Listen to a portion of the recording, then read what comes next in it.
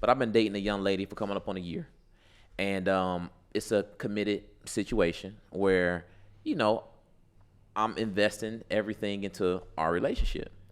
And you asked me pretty much, you know, where it's gonna go. Where it's gonna go. That boy blessed. Look at his face. He blessed. Don't be wasting her time. You know, and I think about this because you hear that from the ladies all the time. Like, hey, I don't want to deal with these guys that's wasting time. And, you know, you get the conversation again and again and again. How long is it going to take you to make the decision? What's the next step in the relationship? And now that it's coming up on a year, I'm going to be honest, I do feel a little pressure to say, yes, we're going to continue, or no, it's not quite working.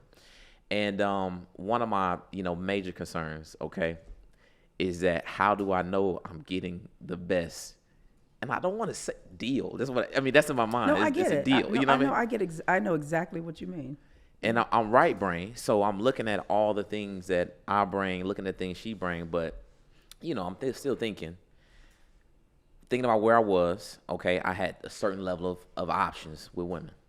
Thinking about where I'm at now, she's part of that. The certain level I have now.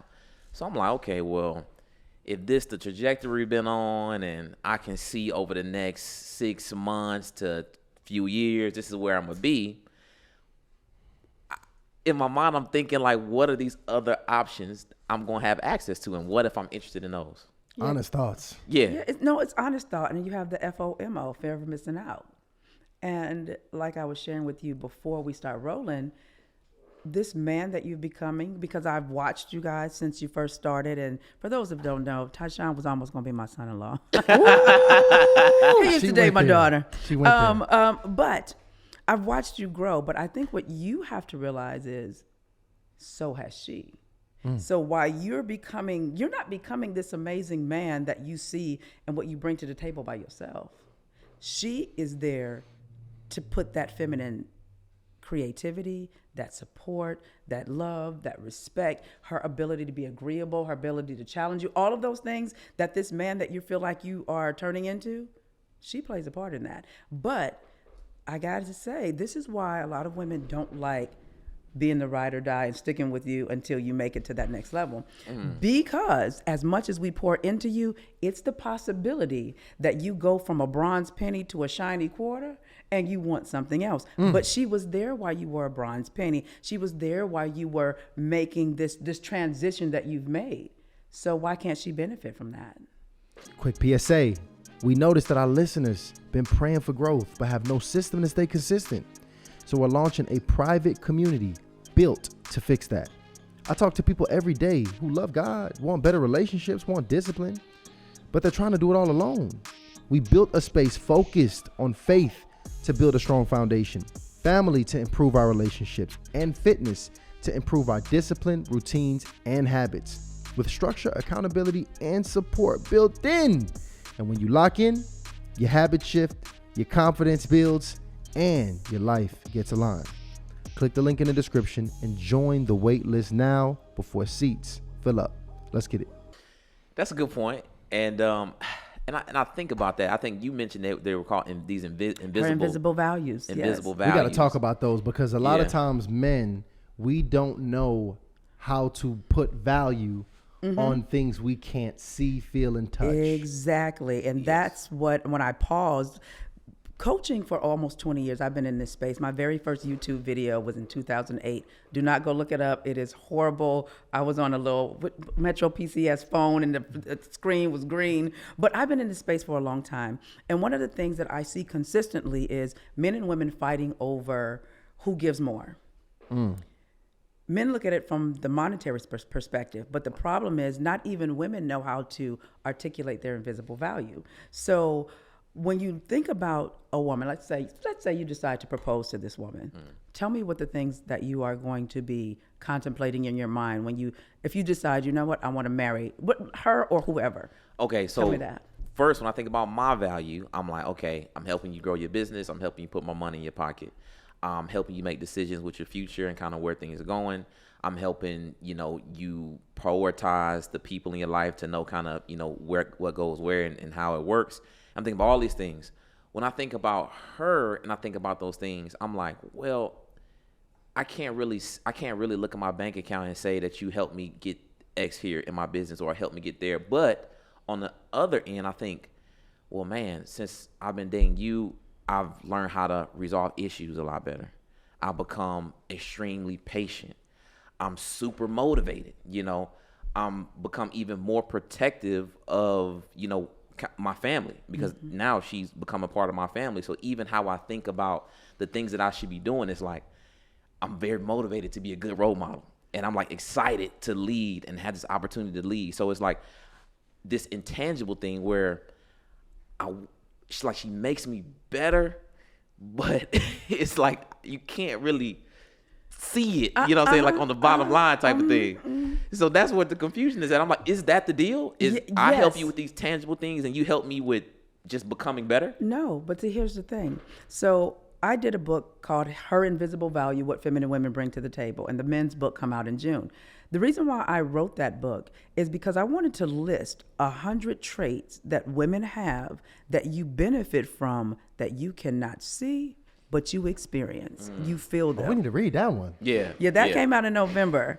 And the thing is, women don't know how to articulate those values to you, like our empathy, like our warmth, like our ability to be agreeable, our ability to challenge, our ability to influence. You think that all of the things that you listed is just helping her make money, and the things that you listed for her, that it's not. Her helping you gain more confidence allows you to walk into a room and close a deal. Her ability to support you allows you to take some things off of your plate that you don't have to deal with, that puts money in the bank. Just because she's not physically doing the labor doesn't mean she's not contributing. So when you as a man say, I don't know what that is, think about it from this perspective. When a man asks a woman, will you marry me? He doesn't think about, she has a degree. She makes $100,000 a year. She is, she's pretty, but she knows how to cook. Y'all don't think of that. Right. You think, man, I became a better man in her presence. I love how she loves me. I love how she respects me. All of these things are things you cannot touch. But based on the feeling and how she makes you feel about yourself, you're willing to marry her. You're willing to say forsaking all others for a feeling that you cannot see or touch. So how you figure that? You know Explain that one, you Ryan. just bring up a good point, because what you describe as respect, like that's a huge thing, Oh yeah. And of course we have our disagreements, but she don't give me no issue. It's like this. She's a pleasure to work with. Let me ask you this: is she good for your peace, legacy, and your portfolio? I would say yeah. Oh, there it is. Yeah. There it is. There it is. That's what you want. So you don't want to keep moving up the ladder and thinking you're going to get that, because the more you hire, you move up. You think, okay, y'all know I've been doing this work for a long time with these women. Yeah. Do you think that the higher you go up, the higher you'll get a woman that doesn't want you for what you have versus who you are? This woman has accepted you for who you are and where you are. Even when you guys may not even know where this was going to go, but she was riding with you. And you constantly elevate with the essence of what her femininity is. She is in a posture, not only is she receiving from you, but she's giving to you as well too. And I ain't in your business, but you're probably sleeping with her too. So the golden womb is something that it allows a woman to just not just create, but to give. Now, people think that just because you say feminine, oh my God, it's just, how she dresses, her etiquette. That don't have anything to do with femininity. But it's what she's being to you that you cannot touch, that you can only feel. That's what true femininity is. It's not these other things. It's not anything that can be purchased at the beauty supply store. Eyelashes, all that foolishness, it's not that. It's exactly what you're experiencing right now that you're contemplating now. But I promise you, for someone that has been doing this for a long time, the higher you go up, you're not going to get that because of who you've become. Why do you think so many of the men that I work with a lot of your favorite celebrities, right?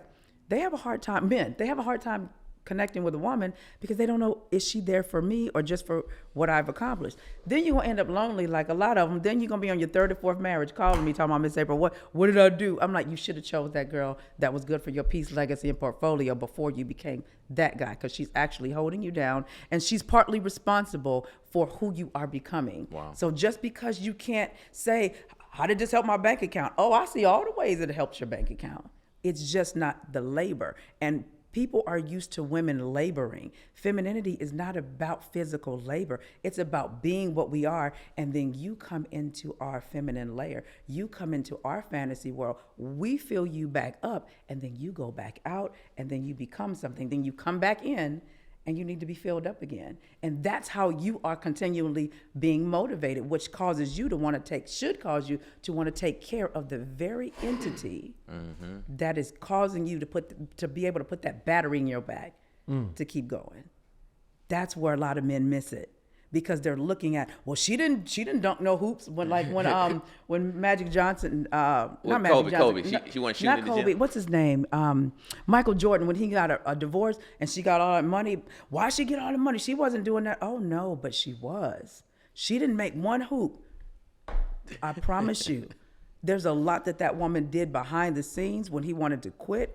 She was the battery in his back. She was the inspiration. She was the one that was good for his peace, legacy, and portfolio. She was the one that was, babe, do this way, not this way. She was those side mirrors.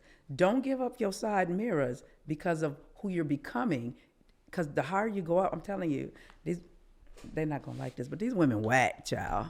They don't have it. They don't have it. So if you got one, I would say lock her in.